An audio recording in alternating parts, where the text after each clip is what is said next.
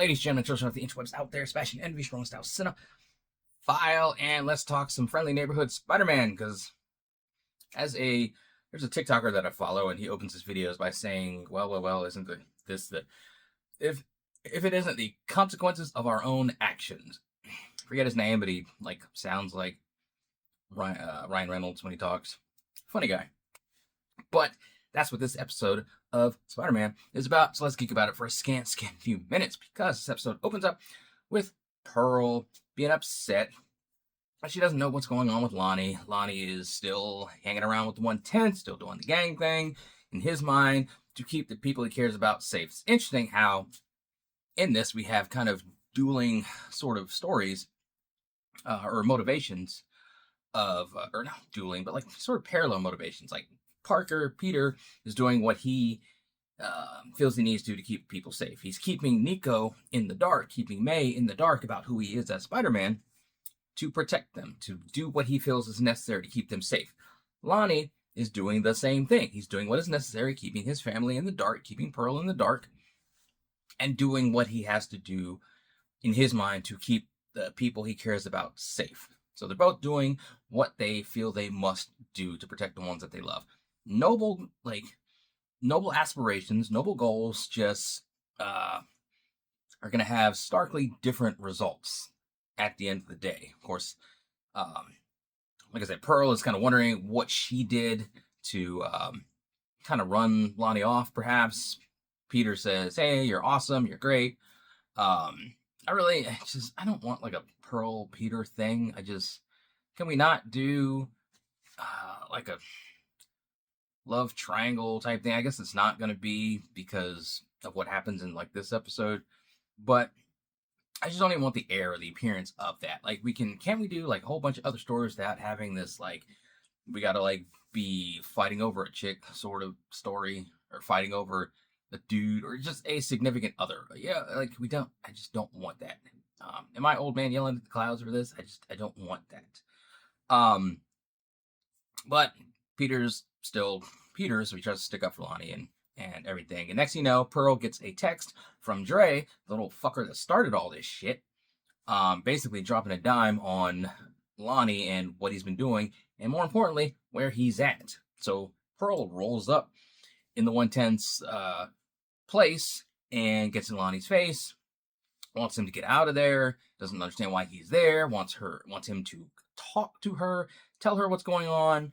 He's reluctant to. Next thing you know, Matt Gargan comes in his scorpion suit that he got from Otto Octavius and kills somebody, and so starts whooping 110th ass. Spider-Man shows up, starts whooping his ass, and all the while you have Osborn using a method that he and Peter, before the fight, had worked out together to track down Otto Octavius's location through the gear, the tech that he's using. They figure out it's powered by gamma rays, so they're trying to whittle down possible locations. So as Peter's getting his ass whooped in this fight, Osborn is figuring out where Octavius is. He says to Peter that Otto wanted to experiment with gamma rays, and he didn't, so he was Otto basically said he was a bitch and kicked and bounced, I guess. But again, it's Osborn. How much of what he's telling Peter is the actual truth versus just convenient little things he needs to say to get Peter motivated to just toe the line that he needs him to for his ends? We'll find that out, of course. Again, it's Osborn. Osborn does Osborn things, and Osborn does Green Goblin things, which we saw in this episode. So as Peter's just getting his ass whooped, Osborn's just narrowing down locations, finally figures out where Otto is, and then picks up the phone again, basically, as Peter has just gotten jacked up. He's gotten stabbed. He is just messed up. And Osborn comes to the rescue with the Goblin guy. I was thinking he was going to have some sort of prototype suit. He probably does have some sort of prototype, Goblin suit or whatever. But he just sent the glider, had it on remote control, and then, I guess, treated it like a drone, and then got Peter out of there. Meanwhile, you have Nico and Harry. Harry is trying to fix things, the fallout from Peter's secret reveal, continues where Nico just doesn't want to talk to Peter. She's mad that he held the secret from her. Mainly the thing about her, especially being in a foster home, is she is afraid of Peter leaving her behind, like so many other people in her life have done. Of course, that's not the kind of guy that Peter is, and but she can't exactly see that now. But Harry is trying to mend fences, and Harry and Nico seem to have a breakthrough with their friendship. And Harry like saying, "Hey, just because I have all this money and influence and stuff, and people recognize me on social media and recognize me out and about, like it kind of sucks. Peter's my first real friend in forever." So it kind of gives us this idea that you know people that live these privileged lives aren't um, privileged enough to have some of the basics in life, like just friends that like them for them, and not because of who they are, how much money they have, or how many likes they can get. They can get them on social media. So Nico and Harry have a real breakthrough. He teaches her how to drive. They get into a street race. We got Clev from Shang-Chi. That was funny, that scene. But it was a nice, enjoyable scene. Some good bonding from those two.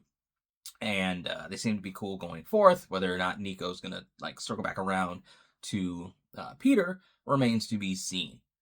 And that was like basically like the episode. Like I said, it was just the consequences of their own actions. Both Peter keeping his secret from Nico, and again doing what he feels is right to protect the people that he cares about, and Lonnie again keeping things secret, trying to pushing people away to keep them protected.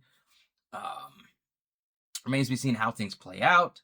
There was some stuff in this episode that kind of lends itself maybe to a hint of where Lonnie is going to get his tombstone this from. I'm kind of wondering, is it going to be like actual tombstone, like something genetically, chemically, mutationally, whatever, changing in him, or is it going to just be like tech that he gets a hold of, like a tech suit or something like that, that he at first wears and then perhaps gets fused to him, and maybe that's how he ends up looking, however he's going to look as Tombstone in this show. Remains to be seen how it all plays out. Again, it was good, fun episode. They pack a lot in like a little over like 20, 22, 23 minutes. Action was great between Spider-Man and Scorpion. I like the fact that this Spider-Man is, this Pete is very young. He's inexperienced, so he's not mopping the floor. He's got to struggle. He's got to learn. He's got to adapt and try to use his environment in his fights to defeat the foes. Very much like that. Again, to me, this is like the Lonnie Lincoln show featuring Spider-Man. I'm just wanting to see where Lonnie goes as he continues to ingratiate himself with the 1/10 and continues to kind of really kind of get into the feel of just being this, gangbanger. And is it going to be something where as they go along, because we already seen where Lonnie saved Big Donovan from the fight, is there something that happens where more and more of them are going to start to look to Lonnie as like their leader, or and is that going to be something like Big Donovan starts to get jealous of, starts to hate on? Maybe he like is going to dime Lonnie out to Scorpions so they can take him out, or is he going to directly try to take him out? And I imagine that's going to happen at some point in time, because Lonnie is going to have to ascend to the top of this organization. Right? I believe so. I think so. But all in all, a good, fun episode. This series has been knocking it out the park every episode thus far. Good pacing, good story, good characters, good voice work. Even the anti-woke dog whistler himself, Hudson Thames.